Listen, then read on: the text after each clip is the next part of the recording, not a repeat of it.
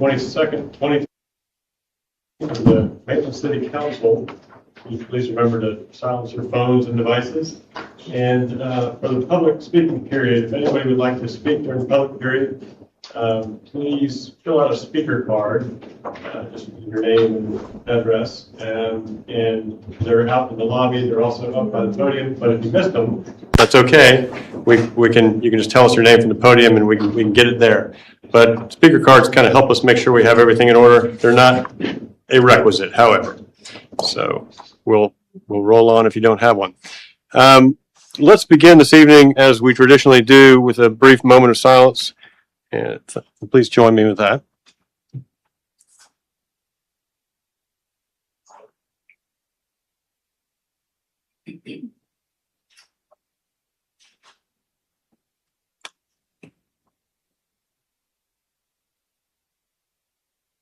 Okay, thank you. And now, if you would please join me with the Pledge of Allegiance. I pledge allegiance to the flag of the United States of America, to the republic for which it stands, one nation, under God, indivisible, with liberty and justice for all. All right. And the first order of business is a presentation.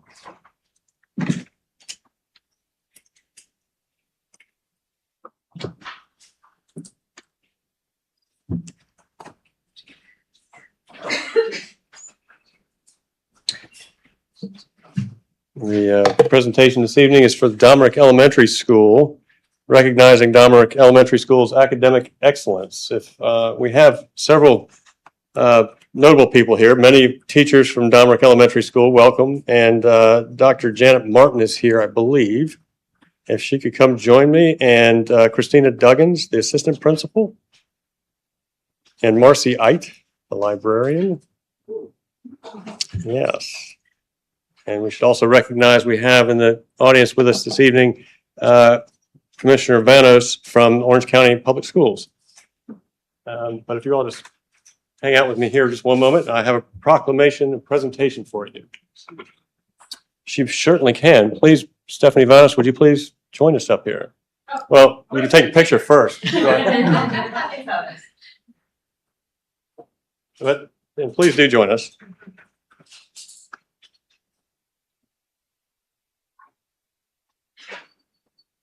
This is the best part of my duties.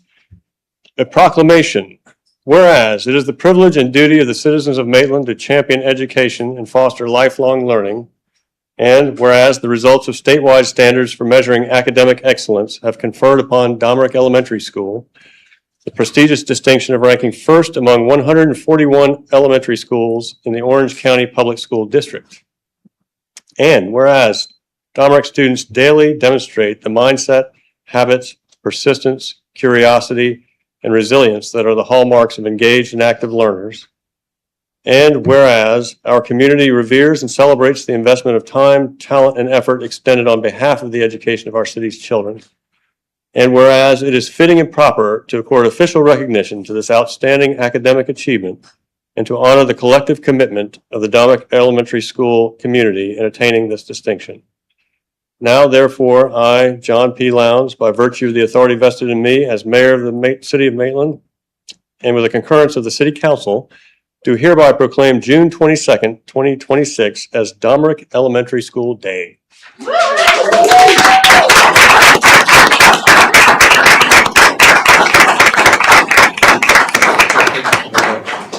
Present you with this proclamation. Nothing more.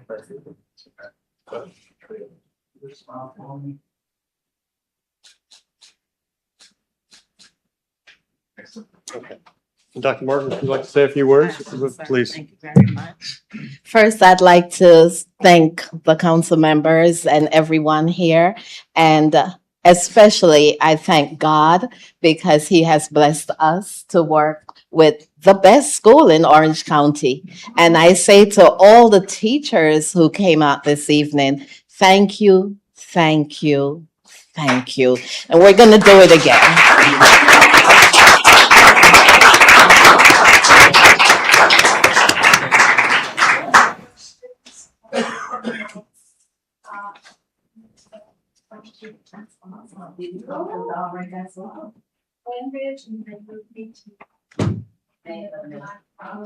First student is Maitland Middle.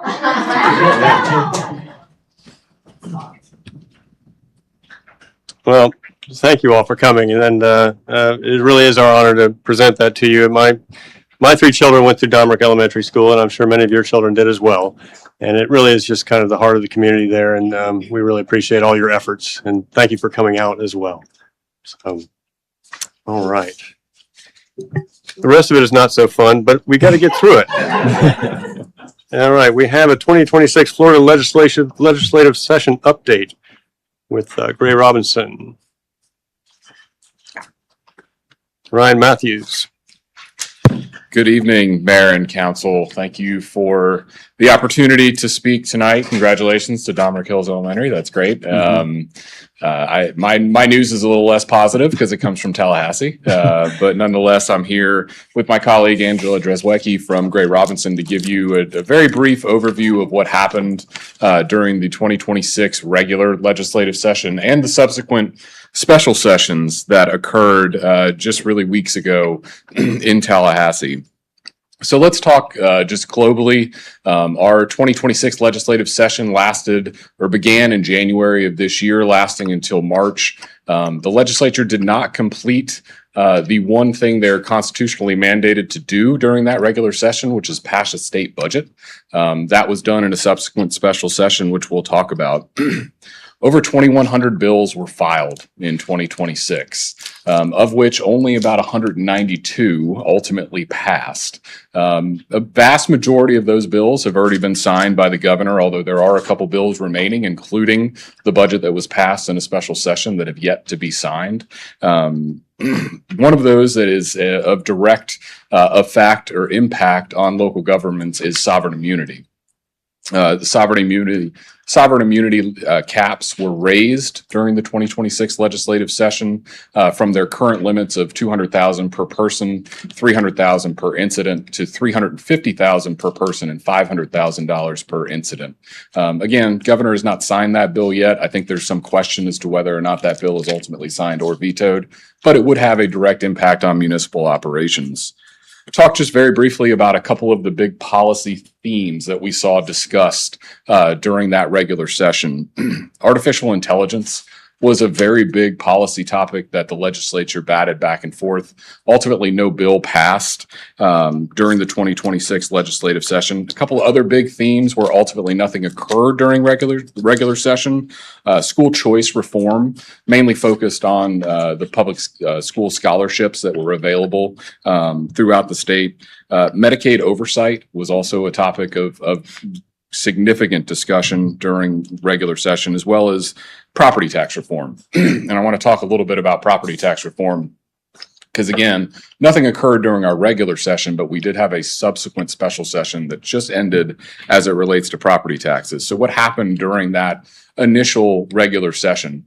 The House of Representatives actually had 7 different property tax proposals that they put forward through their committee process and then ultimately debated and passed through the House.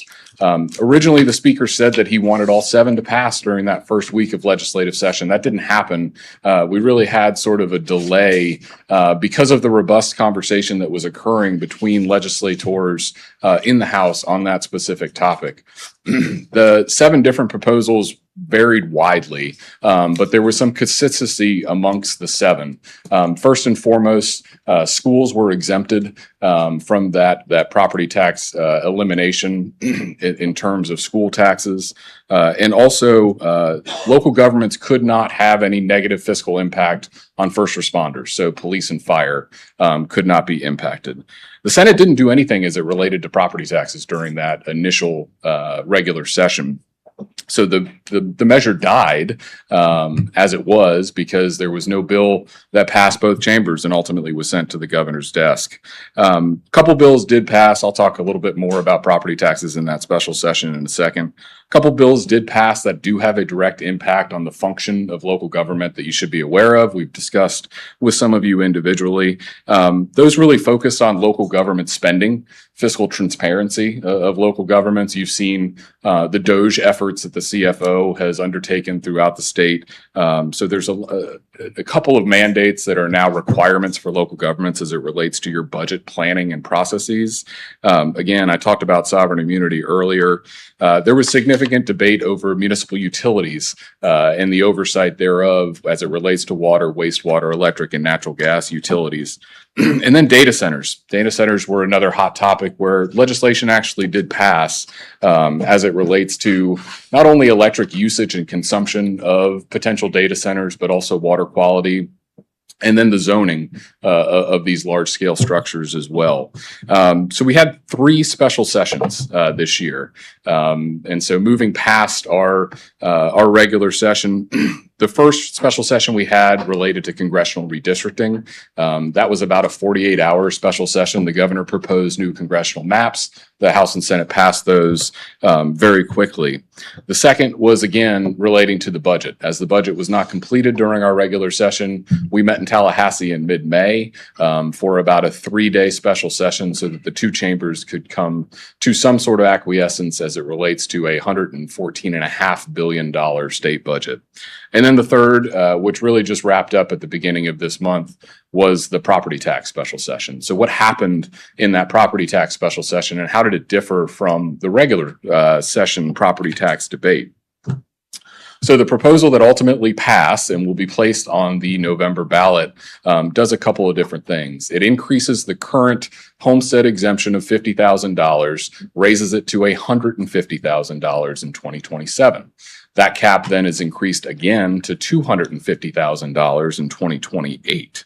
The original proposal, as it was filed in that special session, did not exempt schools as the original proposal in our regular session did. The House changed that, thereby so your school income or school property taxes are exempted from these increased thresholds for the ballot that is proposed in November. The second thing that the House did that was different from the governor's original proposal, the governor had placed a grant program or the idea of a grant program for local governments to seek monies from Tallahassee since their ad valorem collection would inevitably be impacted if passed. The House struck that provision, so there is no new grant money for local governments to seek. Now, realistically, that money would have been most likely available to those fiscally constrained communities of a more rural nature at the end of the day, but nonetheless, that program will not be in existence. So what happens now? There is a litigation ongoing, a constitutional question as it relates to a provision within the proposal which says that you have to be a Florida resident for 5 years until you enjoy the benefits of that increased homestead exemption.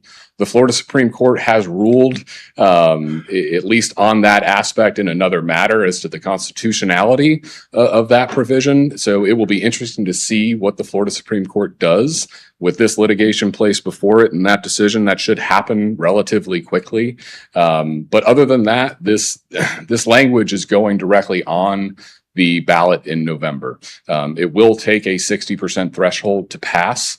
And obviously, from a city-by-city perspective, the financial impacts will vary based on the number of homes that are assessed at $150,000 and $250,000 in 2027 and 2028. But inevitably, there will be some fiscal impact. A vast majority of cities throughout the state of Florida don't collect enough ad valorem taxes to pay for their police and fire. And that's the last important note that I'll bring up. Whereas during our regular session, the proposals that did not pass had that provision as discussed that said that you cannot lower the amount of funding for first responders. That doesn't exist in the proposal that's going on the budget. So police and fire can be impacted by this new proposal that will be on the ballot. They actually enumerated 8 different allowable spending provisions that local governments will be able to spend property tax dollars on moving forward should the initiative pass. So we are certainly due for an interesting couple of months before that November election. I think you will see a lot of educational efforts both for and against this particular proposal. And it remains to be seen whether or not we have any other additional special sessions prior to the March 2027 start to our legislative session. With that, I'm going to pass it over to Angela Dreswecki, who's going to talk very briefly about the budget, and then we're happy to answer any questions if you have any. Thank you. Thank you. Hey, happy to be here. Angela Dreswicki.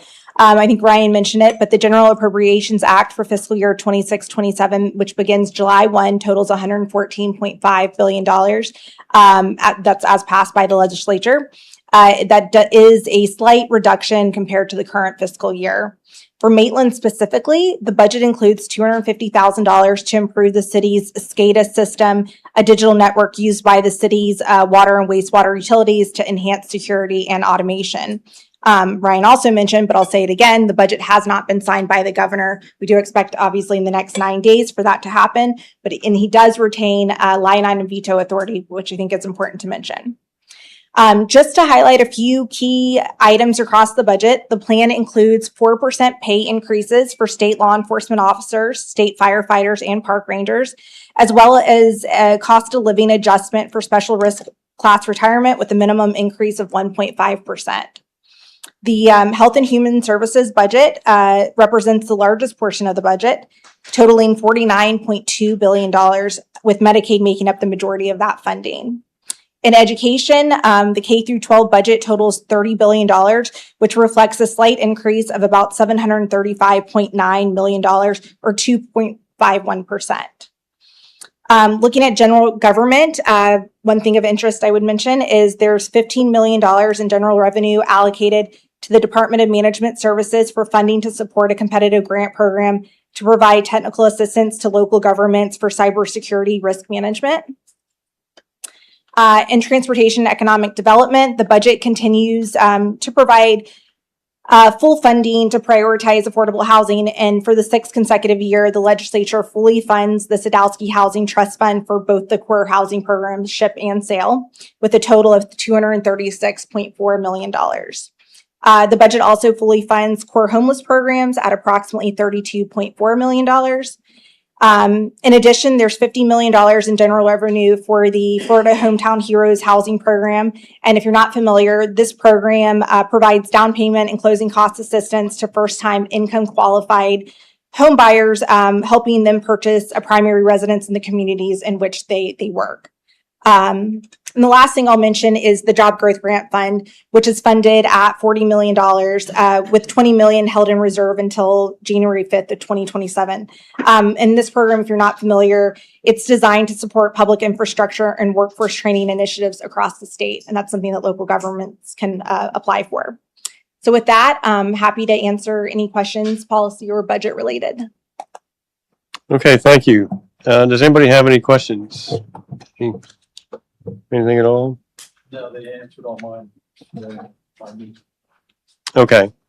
Yeah, I have a general question. I don't know if it's something you all can answer, but so there was, with regard to the property tax issue, there's no grant system any longer. That was all zeroed out. Correct. So I mean, I think we've done the numbers here in Maitland, and in the second year, as it steps up, we would stand to lose a couple $1 million out of our budget, several $1 million out of our budget.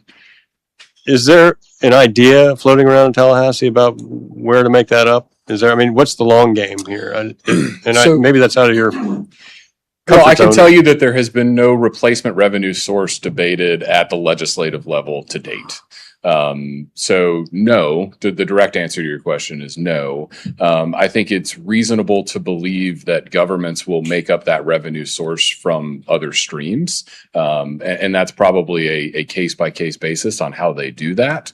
Unfortunately, I think if you are put in that situation, it's very likely that the legislature would come back a year or two after that time and preempt you from doing that moving forward. So no, there is no revenue replacement that has been debated at this point.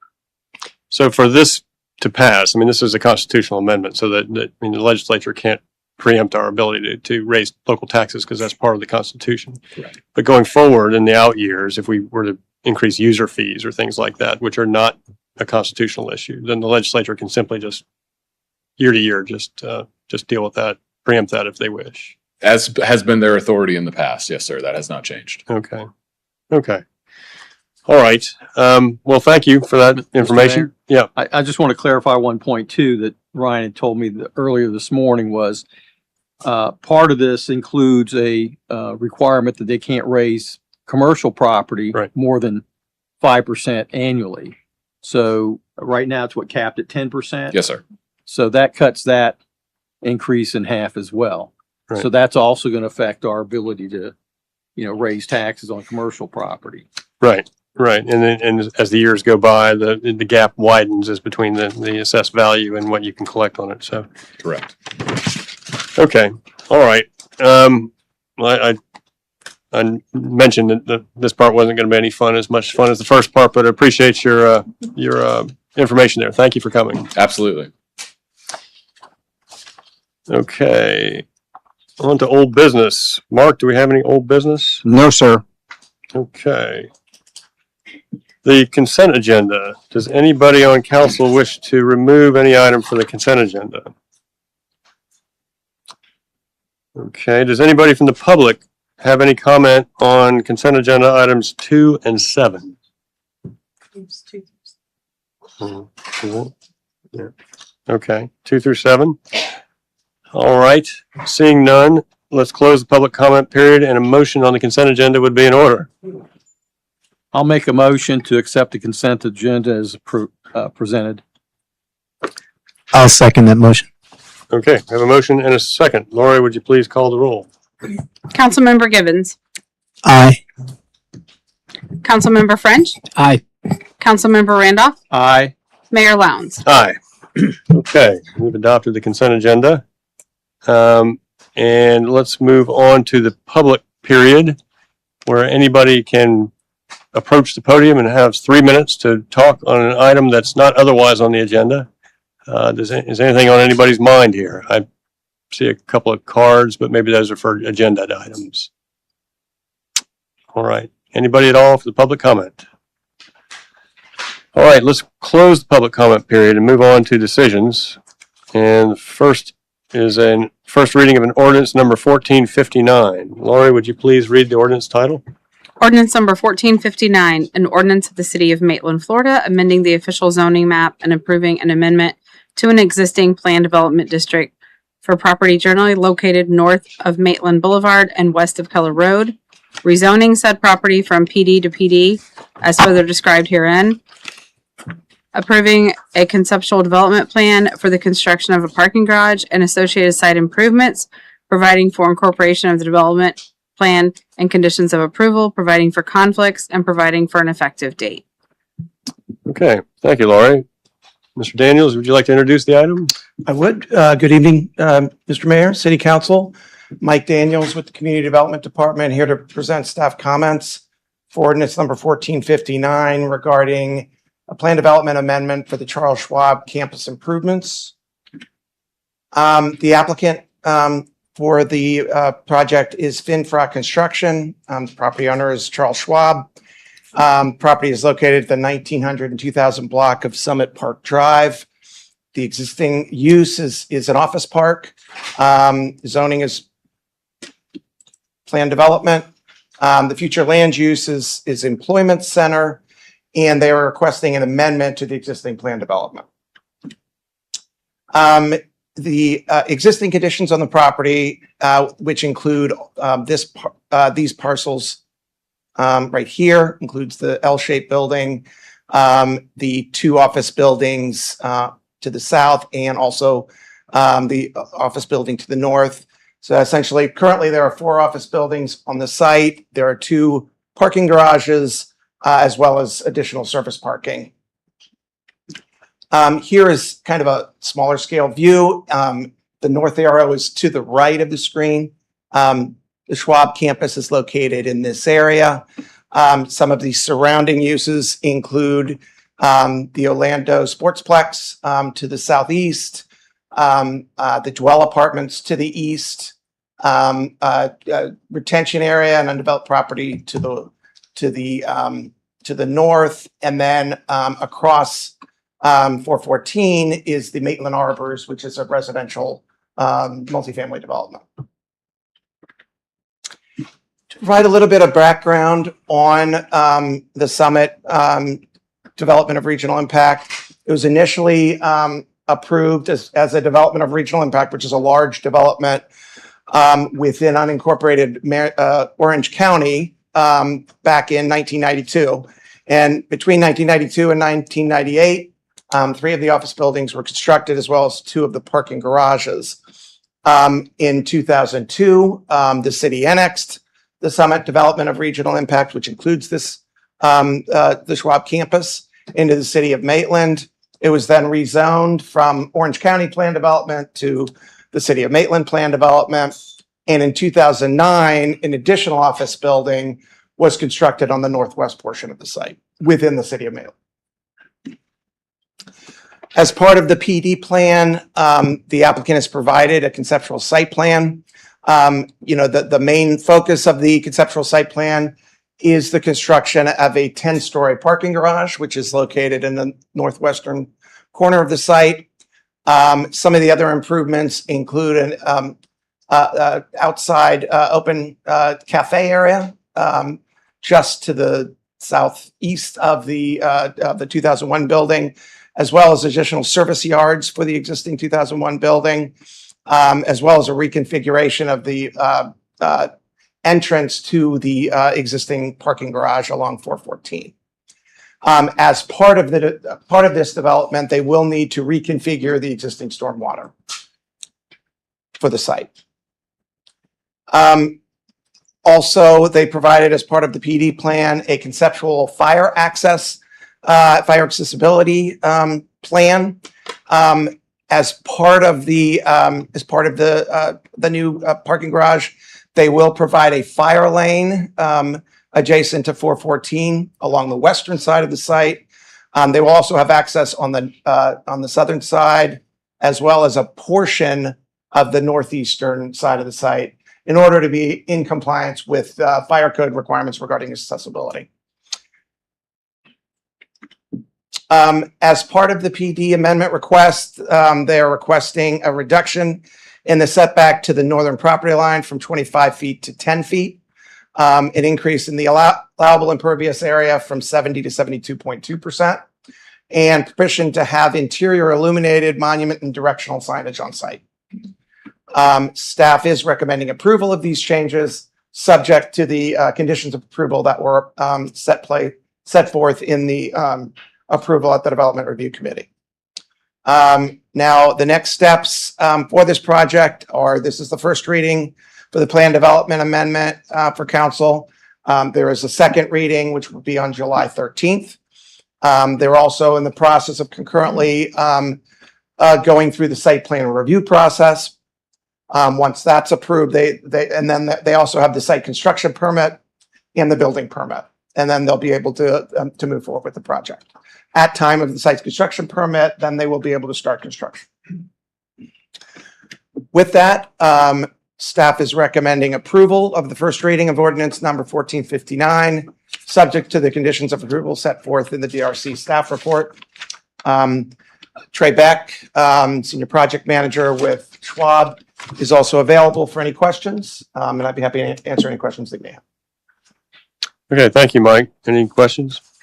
Yeah, on the 10-foot reduction of the rear setback to 10 feet, the adjacent property to that side is in Altamont Springs. Have we coordinated with Altamont what that land use is for that area? Well, I mean, yeah, I mean, the property is undeveloped. I mean, all of the property owners within 300 feet are notified, and we haven't gotten any complaints regarding, or any concerns regarding Okay, any. so we don't know what's going to go there in the future, what their land use is for that? I'm sorry, what their land use? Yeah, what they propose that property is going to be used for, is that going to be commercial development? Is it going to be? I think he's asking what the city's proposed land use is, not the Yeah, property for owners. Altamont Springs. For Altamont Springs? Yeah. No, I don't have that. I have to look that up to see what their land use is in that location. But at this point, it's really not being used for, development. They do have retention over in that area. Okay, So again, it would still be, a 10-foot setback in that area. So I'd still think it would be compatible with any uses that they come forward with in that location. and the back part of that parking deck is going to be underneath stormwater retention? A portion of it will be on piers, Yeah. and they'll have the retention underneath that. Okay, all right. So basically, further to the south, it won't be on piers, but then as you go closer to the northern property line, it will be on piers. Okay. And again, all of that, it not only is reviewed through the city, it's also reviewed by the Water Management District prior to approval.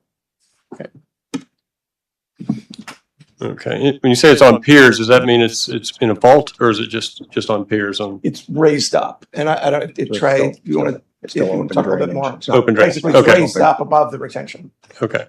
And the report says the Planning and Zoning Commission recommended approval with conditions, and you noted that DRC also recommended approval with conditions. Were those conditions compatible with each other?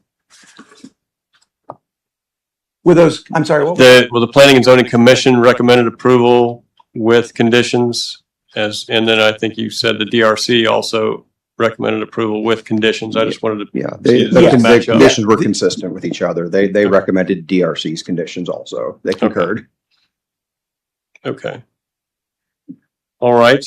Any other questions? Any concerns? Okay. Does anybody from the public have any issue with any of these? You have opportunity to hear from the public on this. This being the first reading of the ordinance, and we'll come back for a second reading in a couple of weeks. All right, let's close the public comment period. Is there any further discussion? Okay. Any motion? I'll make a motion, first reading ordinance number 1459, Plan Development PD Amendment for Charles Schwab Campus Improvements, including construction of a parking garage and associated site improvements. I recommend for approval. Okay. Second. We have a motion and a second. Lori, would you please call the roll? Councilmember Givens, Aye. Councilmember Randolph, Aye. Councilmember French, Aye. Mayor Lowndes. Aye. Okay, it's passed on first reading. We'll come back for a second. Thank you. Next item is the 2026 Orange County Tourist Development Tax Citizen Advisory Task Force Representative Appointment. So the Mayor Demings from Orange County has reached out to the municipalities to ask if they would like to place a representative on the TDT task force. They advise the the county commission rather, on expenditure of the TDT tax monies. And so it's up to us to appoint somebody. Does anybody have any discussion about that, or anybody from the public, any Maitland resident they'd like to appoint? This is one of those, I guess, task force that is going to get feedback from the communities. I'm not sure how much impact it's going to have for the city as far as bringing in funds, but I think we need to have somebody that has knowledge of our city to go there and at least listen and understand what's going on and be a good advocate for us. I would like to nominate our former council member Vance Guthrie, and I had a conversation with him regarding this, and he was interested. So it's limited to the 4 meetings, 3 in July, the first one in August, and so that's who I would recommend. Okay. Thank you, Bill. Does anybody else have any discussion or nomination on this? Oh. Just that, the schedule, being in these summer months is complicating, and, it's good that you know that Vance is available during those weeks, or did he know the schedule? Yeah, I communicated the schedule, so Good. he's okay with that. Great. Again, and the criteria is not an elected official, Right. not on one of the boards that would be a recipient of TDT funds, nobody running for office or planning, I guess, to run for office. So since he just came off of council, I think he's used to these kind of meetings anyway, so. Yeah, and they're gonna meet for over a 2-week span in late July, early August, and I've talked to a couple of people who could not make that work. I had the same issue Yeah. with people I spoke with. Okay. All right. Well, so you would make that nomination. I will nominate Vance Guthrie to fill that seat. Okay. I'll second that nomination. Third go it. ahead. I'll third it. Yes, all right, good. Thank you, Vance. You are it, the TDT Task Force representative from Maitland. Thank you, Mr. Guthrie, for stepping up to that. All right. The next item is future use of existing Maitland Public Library, the Clara Domerick Library Building. Mark, would you like to introduce that item? Sure, just briefly. At the last meeting, City Council asked that this item be placed on the agenda. But in terms of background, just want to bring everybody up to speed of what's happened to get us to this point. During discussions regarding the initial library relocation and construction, there was a lot of concern brought up about what was going to happen with the existing library. And just to avoid confusion, we're calling it the Clara Domerick Library versus Old Library, New Library, Historic Library, New Library, since obviously she was instrumental in making sure that we had a library. So as far as that relocation went, we were in the initial design phases of that, the preliminary conceptual design phase. A lot of questions came up about what the use of the Clara Domerick Library would be, with the hopes that it would be preserved in some way, shape, or form. So at the direction of City Council, HBM, who did the architectural designs for the new library, prepared a concept of a museum. The council at that time acknowledged that it was a viable option, but determined they would make a final decision on the use of the current library building following the construction approval of the new library. As you recall, a few months ago, Art and History, Danielle showed up and gave a presentation on a proposed use for the Clara Domerick Library as a Maitland Historical Museum. In terms of sort of the technicalities of the library and the uniqueness of Maitland's charter and land development code, the library does sit on a property designated heritage lands. This designation prohibits the sale or change of use of property without voter referendum.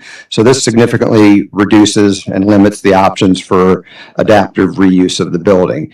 It is designated cultural historical, so if it were to become a historical museum, that would fit into that category. There are also some limitations on the zoning. It is zoned cultural, historical, and arts overlay, the CHAO district, which has some limitations that I laid out in my staff report. I don't want to get into the technicalities of that, but that further limits the potential uses of that site.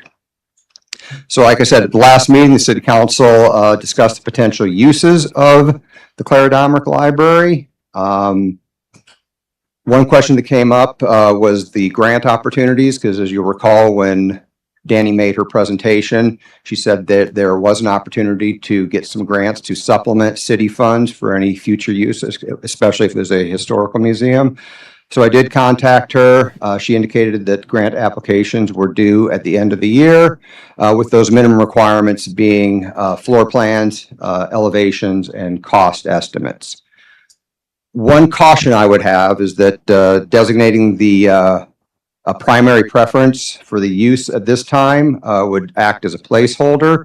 As most of us have discussions today, we do have the specter of tax reform looming over us for November. So I would recommend if we go down that route, we do not expend any funds until after the November elections, because our landscape could become very different from an expenditure standpoint at that time. So if you have any questions, I would be happy to answer them. Okay, thank you, Mark. Does anybody have any questions, Mark? No questions, but I think that was a good overview. But I'd like to add a few things too. And that is, art and history does have a good track record with TDT funding, as well as paying for improvements to city-owned buildings. In 2013, Jermaine Marvel Building, they spent about $856,000 on that. $250,000 were TDT dollars. And then they did the park over on Central and Packwood. That was a $40,000 project, of which they paid for half, and the other half came from TDT funds. And then just now they're finishing up the art school. That's a $3 million project, of which they got $800,000 TDT grant money. So they have a good track record with them. I sat in on some of those presentations with TDT people. I think they trust A&H getting the job done correctly. So I think they have a good chance of going forward in the future of getting those funds to help out on this. Also, back to the historical nature of this building. Yes, Claire Dahmer donated the books for the first library that was in a house. And then the Dahmers came here in 1890s as a Grove owning family. This was their winter home. But I think more important is also the Waterhouse connection, because Waterhouse came in 1884, was one of the first builders. His son Charles, who came down here with him before the family moved here, became an architect and builder who actually constructed the front portion in 1906. And then Stella, the daughter, became the first librarian. So the Waterhouse connection is really strong with that property. And from that standpoint, I think this really lends itself to historic uses, historic museum, and telling the story of Maitland in a better fashion than they can in their existing facility. Also, I think the second component to that is our 2011 lease between A&H and the city, when they merged between art and history, had a provision in there that was part of the original lawsuit back in '68, that there would be an Andre Smith Memorial building. And if you read the lease, it said it would have an architectural style like the Art Center. Well, that's never ever happened. It would be paid for by the city, requested by A&H. That's never really happened. What this does is if the History Museum moves to the old Claire Dahmer Library, the existing building can be converted to that Andre Smith Memorial.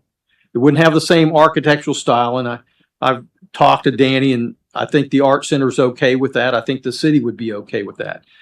And that commitment was to house an estimated 400 pieces of art owned by the city. A lot of this is Andre's artwork and other collections they've gotten through the years, but that was part of the lawsuit. And when the city purchased that property, they got the art within the Art Center. So they've done a great job of being our steward for that art. And I know a lot of people don't realize that artwork was really owned by the citizens of Maitland. They've inventoried it, they've cleaned it because it was not kept for properly at one point. So this gives them an opportunity to put on permanent display some of Andre's key works in his history that brought the Art Center here. So anyway, I just wanted to add that into the conversation before we make a decision. Yeah, I wanted to also note that I was not here when the combination of art and history into one entity, but my understanding is that the history folks were not pleased and felt like they did not get their due, that they had kind of a secondary position. And when you see the signage, you see Maitland Art Center, and the history is sort of crammed into a space. It's very carefully and lovingly curated, but it's very small. And if you've ever been in there with a group, you're standing outside in the main room, peeking over people's shoulders, into the Eatonville section with the Eatonville speaker, and you can just feel how cramped it is in there. And if you've ever wanted to use the archives, you know that so much of it is in storage and not readily accessible. And I think this is a great opportunity to do justice to that collection, both in terms of display and storage. And as a historian who ran on a history platform, I just have always been hopeful that this could be the use for that building, and it fits all of the purposes that, are the zoning and all of the other uses. And it's been the council's position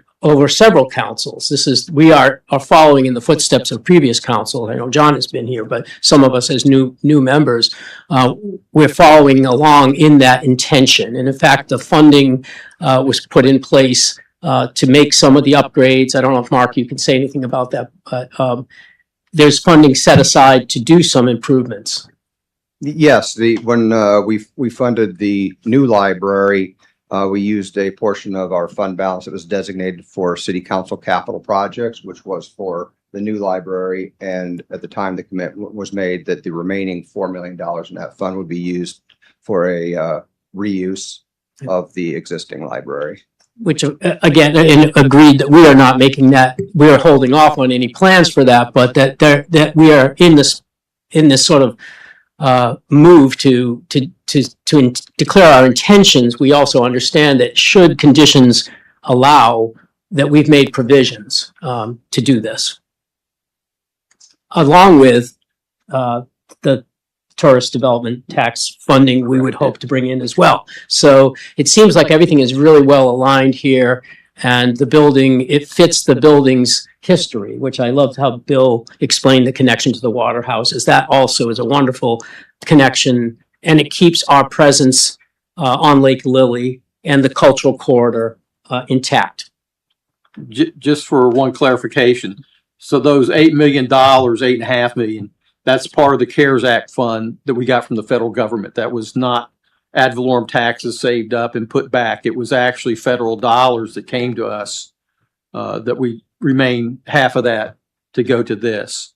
I would encourage the council to consider the staff looking at what would it take to assist A&H in doing the floor plan. The elevations are there. I don't know that the elevations are going to change at all on that building. But certainly to do a floor plan and a cost estimate to help them go after those TDT grant money in December, January, when they have to submit, would be helpful to them. So I would say if we could find out at least what that magnitude would be to just do some floor plan updates based on the use that she showed, or even input from the architect that would make it a better layout. I would hope we would consider that as well.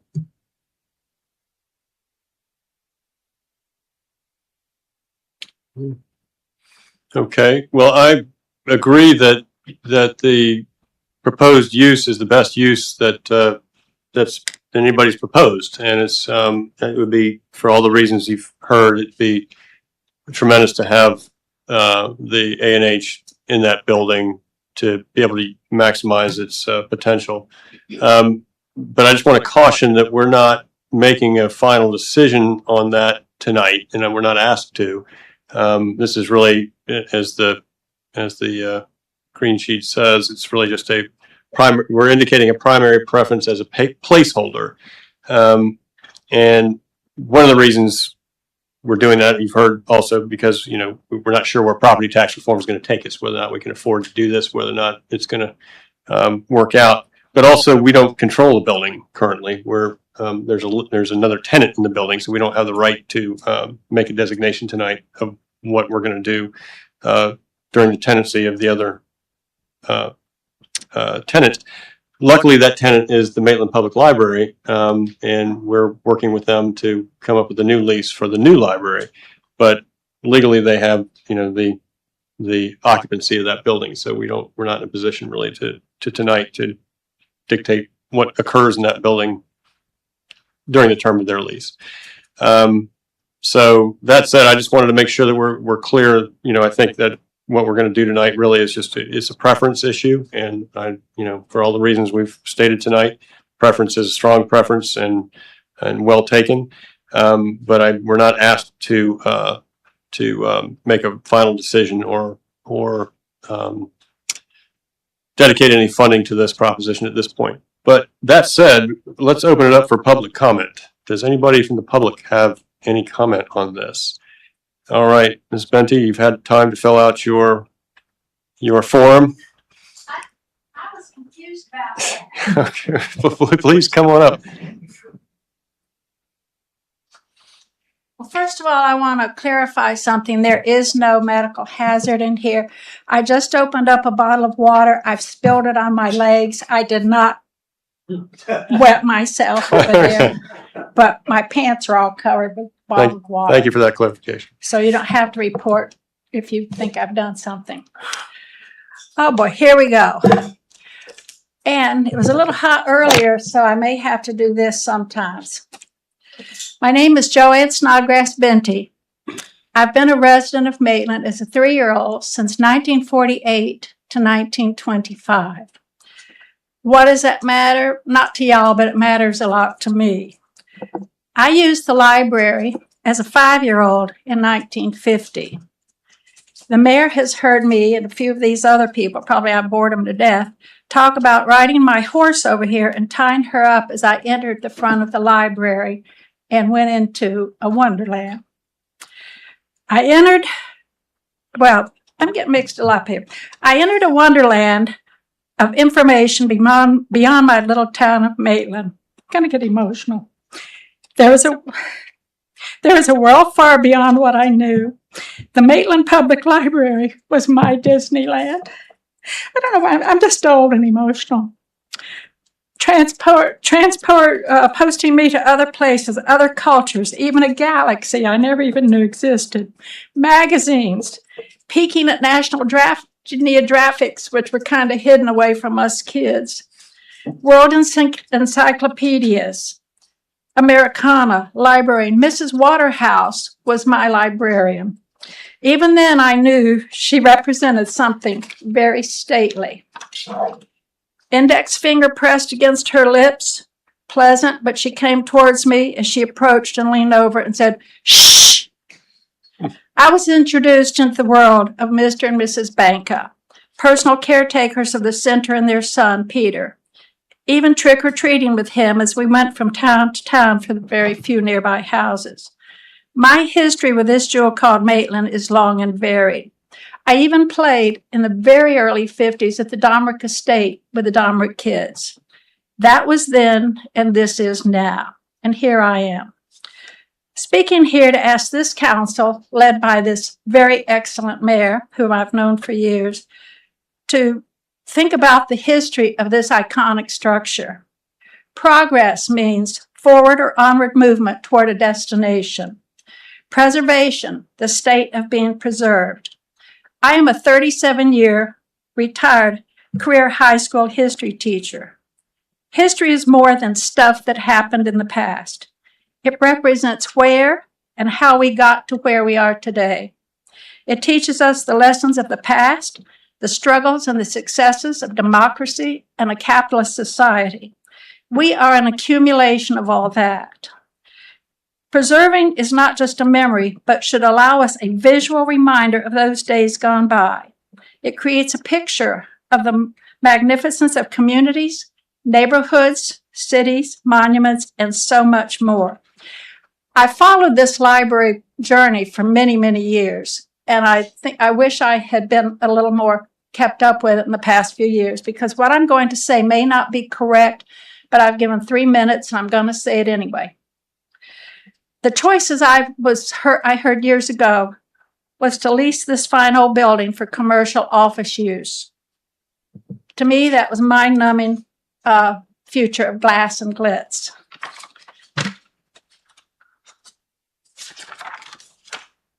Tear it down for what I don't know, or let it continue on as the Art and History Museum, a testimony to the people that settled here, promoting education, exposing its residents to an unbelievable and unimaginable world beyond the locale called Maitland.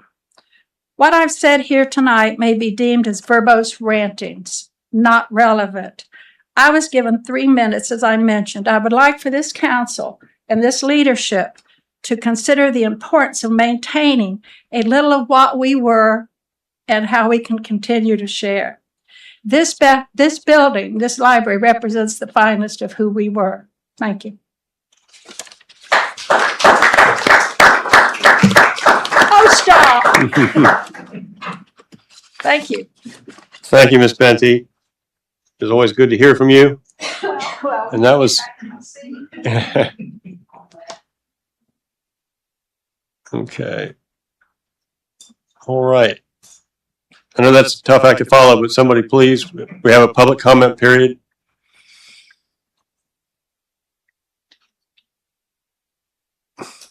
Danielle Thomas, I'm the Executive Director at the Art and History Museums of Maitland. I just want to reiterate how grateful we are to have the opportunity to be considered for this, and reiterate also how much we value our relationship with Maitland City staff and Public Works. And that would certainly carry forward into the new building. And then, Scott, I just wanted to follow up on your comment about how when the merger happened, people felt like history was abandoned. And that is feedback we've heard over the last few years, certainly that I've heard as I've been director over the last 5 years. And the art is important. It's the expression of a community spirit, but a community's past is how a community knows itself. And that's the foundation that that expression is built upon. And so this proposal allows us to strengthen that foundation and give Maitland, especially as it's growing so much right now, something really beautiful to build upon. And so we thank you for this opportunity.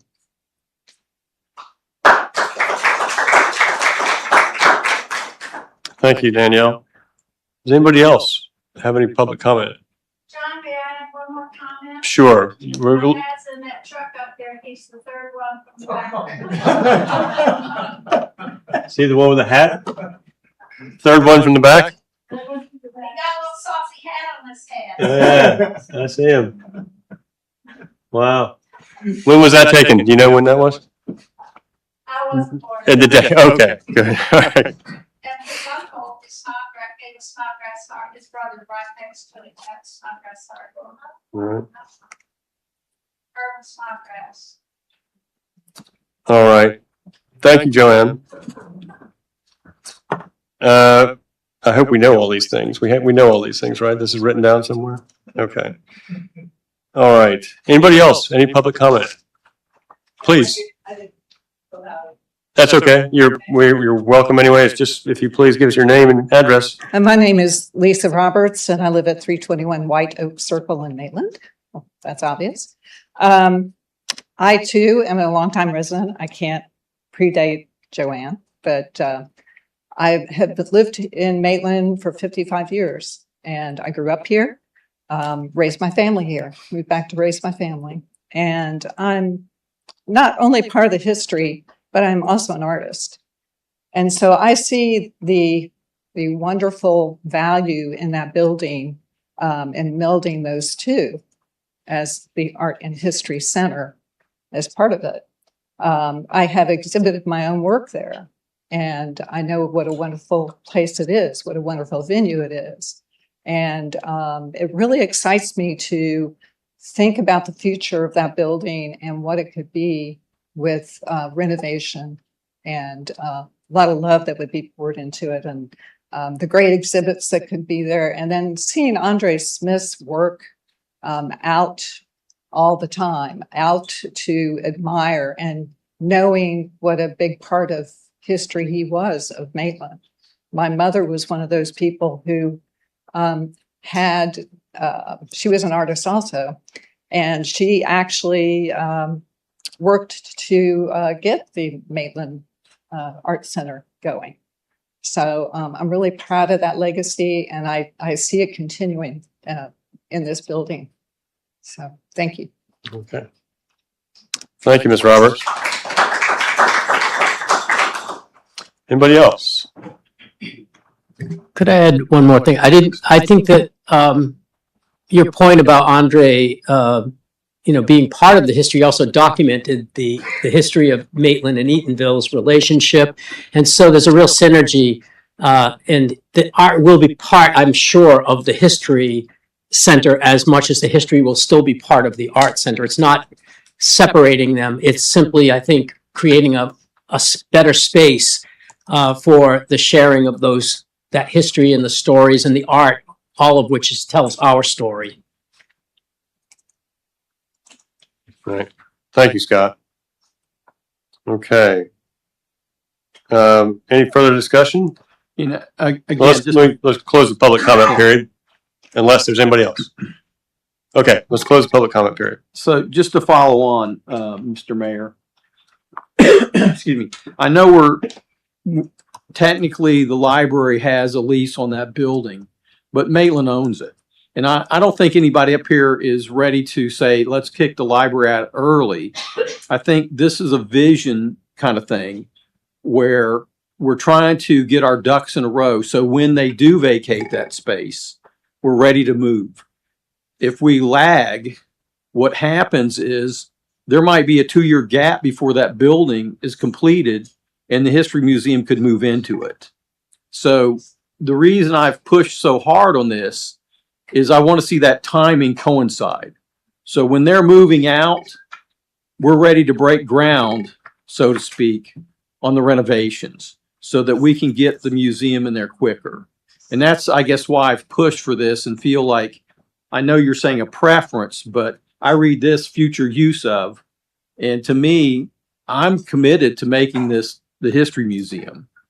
And I think the other side of that is when we look at the compromise here, I'll call it a compromise, it may not be, but they're accepting the old building as what we were committed to do for them back in 2011 and even before that, which never happened. And so that gives us an opportunity to save money, because even if you read it, it says a building that has a similar architectural style to the Art Center, which meant a new building, a different architectural style, but similar. We could be talking $2 to $3 million just for that building. They just spent $3 million to build a 6,000 square foot public, an education area. So by doing this, I think we're actually saving the city $2 to $3 million at the same time, because now we're going to have the old museum for that permanent Andre Smith Memorial that's been promised, and a new museum in that space. So I don't know. I just feel like we can make that commitment myself today, not with the understanding we're going to kick the library out. I don't think that's ever going to happen. I think it's going to fulfill their library term, the new lease, but at the same time, it gives us opportunity to work on the lease with the art and history to include this in their lease. So I think these things, to me, need to go in tandem and not separate. So that's all I have to say, further. Right. Yes, I understand that. I guess what I'm saying is that just because the library moves out doesn't mean that's the end of their lease. The lease they will have a lease that extends beyond that time frame unless we do something about it. So we have to negotiate 2 leases, one with art and history to move into the new area, but also with the Maitland Public Library to move into its new area. I mean, I guess what it boils down to is the Maitland Public Library has the right to occupy that building for years to come legally. And until we revise the lease or they agree to terminate the lease. But we have to do a new lease for the new building, right? Yes. Where's that process at? It's in the drafting phases. Right Okay. now. And as part of that draft, are we discontinuing their lease on the old building? That's a negotiating point, but yes, certainly that would make the most sense that they would not have the claim on both buildings.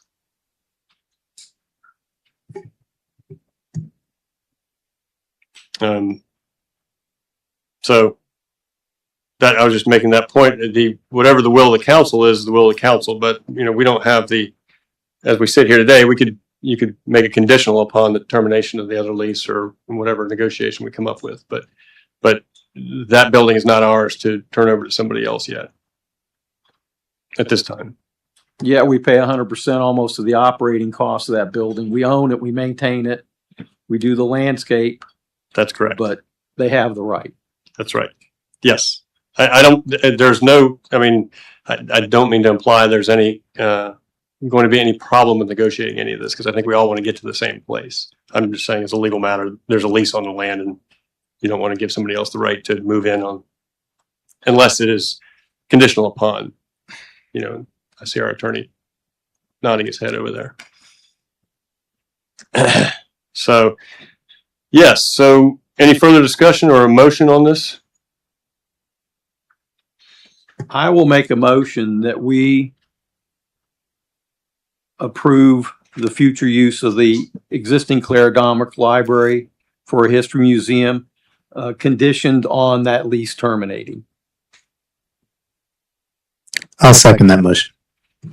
I have a question. Should we include, per Mark's suggestion, that also conditioned on budget conditions, being, I don't know whether that ought to be outlined here, or are we making a formal commitment to move forward with all of this, including the necessary funding, or are we saying we wish to do this, we are making a final decision at some point when we have a better sense of the fiscal conditions, based on property tax, referendum? I will amend my motion that we approve the future use of the existing Maitland Public Library, Claire Domerick Library for a history museum, with adding enough money to do a floor plan, elevations, and a cost estimate. So we know the magnitude of that commitment. Okay. And it gives them an opportunity to at least go after TDT funding. I'll second that motion. Okay. And I would ask just for an explanation of that. Again, was it, so we are committing funds at that point? For the I elevation? think just for the planning purpose of understanding the magnitude of the construction, they're going to have to go to the TDT people with the minimum floor plan, elevation, and cost estimate to apply for those funds in the beginning of 2027. Right. Mark, I would just ask, do you have does that make sense to you? I mean, do you have a sense of the scope of what that would bring? No, yes, just to be clear, my recommendation is that we not expend funds. Just because of my concern about future budgeting and appropriations. And I think everybody understands the scale of that. I still want to commit to something that will prove to be potentially misspent funds if the bottom drops out and tax reform passes. There's a chance that their TDT grant could be almost a good percentage of the building construction. So we would forego another year if we didn't. And I think we budgeted $300,000 next year for architectural work on the old library. Right. All subject every year to annual appropriations. Right. And also that as I understand it, the grant is not due until the end of the year. So we have another 6 months and that'll happen after the property tax issue. Is that right? It will. We would have to get the architect going really quick to finish all that probably within the time frame. Okay. Well, all right. Actually, if I may, Mr. Mayor, I find it very easy to second a decision from the council to decide about the future use of the Claire Domerick Library. However, the discussion that I've heard today makes me think that we need more research on some of the details as to how we can go forward in implementing that. So I wonder if it's possible to just decide about the future use and perhaps ask staff to come up with some options as to how we can clarify some of these issues that have been raised today. So I guess what I'm being asked is a friendly amendment, which would drop the funding. Yes. All right, I'll make that At this time, yes. I'll make that motion. Okay. So the motion is really just, as I understand it, and it is a future use of the existing Maitland Public Library, Claire Domerick Library, subject to the termination of the current lease and further subject to funding considerations following the property tax proposal. Correct. Okay, I'll second that motion. Okay. Okay, we have a motion and a second. Lori, would you please call the roll? Councilmember French, Aye. Councilmember Randolph, Aye. Councilmember Givens, Aye. Mayor Lowndes. Aye. Okay. All right. We're on to reports. Mr. City Attorney, any reports? I'm just going to use the opportunity to highlight a couple of items that were mentioned by Ryan in his report regarding the tax reform, because I think it's important that you be as conversant as possible in these issues going forward up until November. The first thing that should have scorched your brains is there are no alternative sources of income. Zero alternative sources means we don't have the money and we can't get the money. So right now, this great plan has no actual plan except no less taxes with no replacement source. So like if you've had bullet points of what's most important, that's the first one. If you're concerned about services, that's number one. The second thing is that in addition to reducing the property taxes, which is going to be a significant effect on any community like Maitland that has a lot of households that would otherwise be contributing to the tax rolls, is that your ad valorem expenditures in the future, as I mentioned last time, there are no more cherries on the sundae. It's limited to what they call core services. So police, fire, EMS, public works, and certain other things, but a lot of things that Maitland would do and has done over the course of its history to enhance the lives of the residents, they're not a part of the core services anymore. So this is not just an austere measure for belt tightening. This is a recrafting of your future. And it's true for every city who's going to go through this. And that's important for the residents to understand, since we can't advocate, but we can provide facts. These are facts.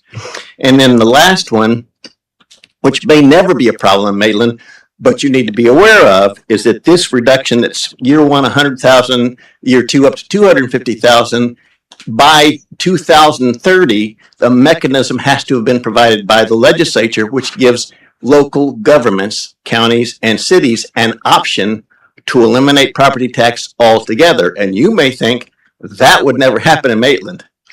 But political change is real, and when it happens, if you put the wrong people in those seats, you might see a complete reduction of your property taxes. So I'm sounding the alarm now so you're aware of what the implications are. Thank you, Cliff. Yes. I think that I'm glad you underscored that. I hope everybody's listening, and this is a dire reconstruction of the way local government is supposed to run. In my view, it's kind of, if it passes, it is, it imperils home rule and local government at all. I mean, everything rolls up to Tallahassee at that point. If you want to get your business done here, good luck. I mean, you really need to go to Tallahassee to get your items funded from then on. So it is going to be a very dire situation, and I think we need to make sure that our citizenry is educated. As you said, we're not going to advocate. We're not in the business of advocacy. We really would like to point out the facts, and I think we have, the numbers of. I mean, we know how many homesteads there are in Maitland. We know what they bring in. We know what the tax rate is. We know what our budgets have been. So we have all that data, and we can put that in a form that people can readily access. I think the state government is trying to do that from Tallahassee as well.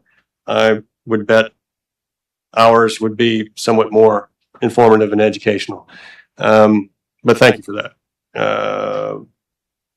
Mr. City Manager, any reports? No, sir. Madam Clerk? Okay, council members? None? None. Okay. All right. Well, let's stand adjourned. Thank you.